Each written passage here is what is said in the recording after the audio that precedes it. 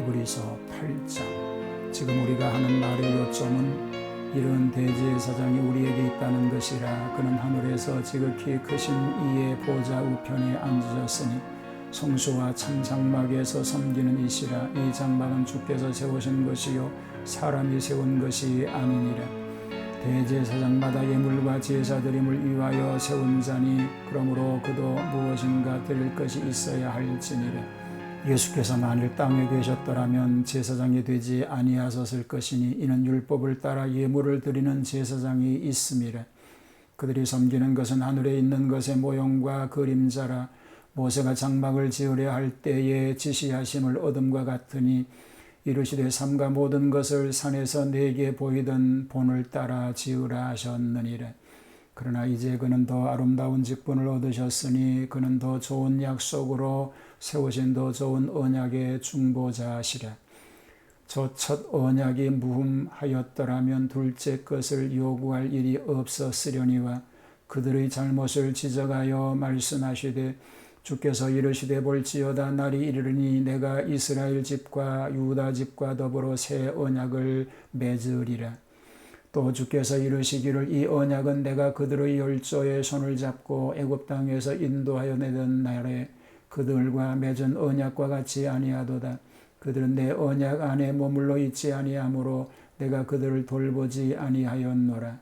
또 주께서 이르시되 그날 후에 내가 이스라엘 집과 맺을 언약은 이것이니 내 법을 그들의 생각에 두고 그들의 마음에 이것을 기록하리라.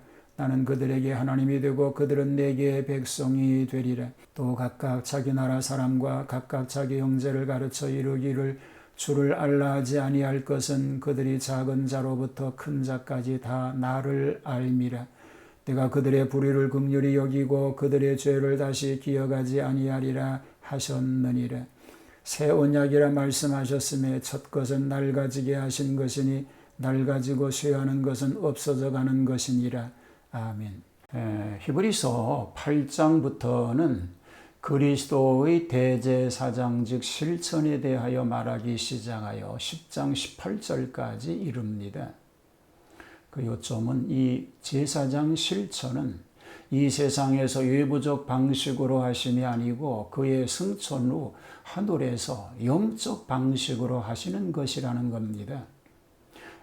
다시 말하면 그것은 레위 계통의 제사 행위처럼 하늘에 있는 것의 그림자가 아니고 바로 하늘의 제사 행위 그것이라는 것을 말하고 있습니다. 오늘은 성소와 언약의 비교를 말하는 히브리서 8장을 살펴봅니다. 성소의 비교이지요. 레위 계통의 제사장은 지상의 장막에서 섬겼습니다. 이것은 하늘에 있는 것의 모형이 되는 것이지요. 하늘의 성소야말로 참된 장막으로 그리스도는 승천하여 거기에서 섬기고 계시는 것입니다. 참된 대제사장은 참 장막에서 봉사하고 계시며 지상의 장막이나 제사장은 이 모형에 지나지 않는 것입니다. 히브리서에서 거듭 되풀이하여 역설하고 있는 것으로 현재 이런 대제사장이 우리에게 있는 것이라는 일입니다. 이 그리스도를 지금 볼 수 없는 것은 옛날 대제사장이 속죄의 피를 가지고서 지성소에 들어가 사람의 눈에 보이지 않는 데서 기도하셨던 것처럼 지금 하늘의 성소에 계셔서 우리를 위해서 중보하고 계시기 때문인 줄 믿습니다. 옛날의 대제사장은 매년 한 번 지상의 장막인 지성소에 들어가 봉사했는데 주님은 다만 한 번 희생에 의하여 속죄의 대사업을 완성하셨기 때문입니다. 자, 언약의 비교입니다. 구약의 의식은 아무것도 성취하지 못하고 죄에서 구원할 힘이 없었으나 신약의 그리스도는 구속을 성취하시고 믿는 자를 온전히 구원하시는 때문입니다.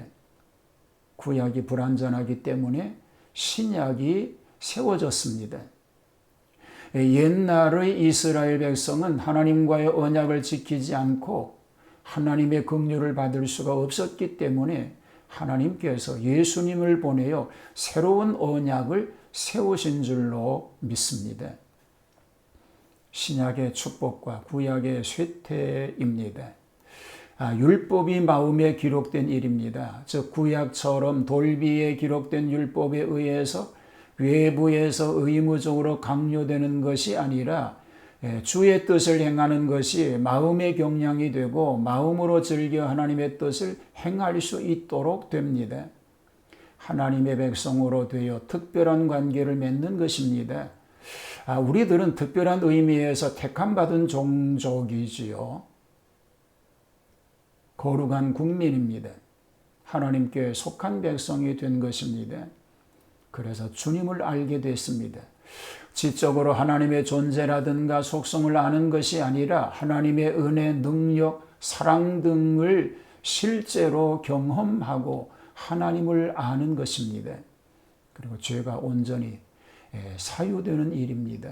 하나님은 우리들의 이미 용서함을 받은 죄를 다시 기억하지 않으신다는 것입니다. 즉, 그 기억에서 제거해 버리심으로 이처럼 완전한 사죄는 또 없는 것입니다. 이 순서를 거꾸로 보면 신약의 은혜는 사죄에서 시작되어 거룩하여지고 내주의 영에 의한 온전한 행위에 이른다고 할 수 있는 것입니다.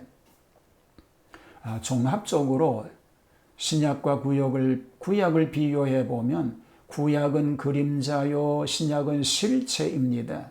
신약은 구약보다 더 아름다운 직분이요 더 좋은 약속입니다. 구약은 허물이 있는데 신약은 무흠합니다. 구약은 돌에 쓴 데 비하여 신약은 마음에 새긴 것입니다. 그러나 구약을 버려서는 신약을 바로 깨달을 수 없는 줄 믿습니다. 오늘도 말씀을 마음에 새기고 그 말씀대로 살아가는 그런 복된 하루 되기를 주님의 이름으로 축복합니다. 하나님 말씀을 마음에 새기고 그 말씀을 따라 순종하며 살아가는 복된 하나님의 자녀들이 되게 하여 주시옵소서. 예수님 이름으로 기도하옵나이다. 아멘.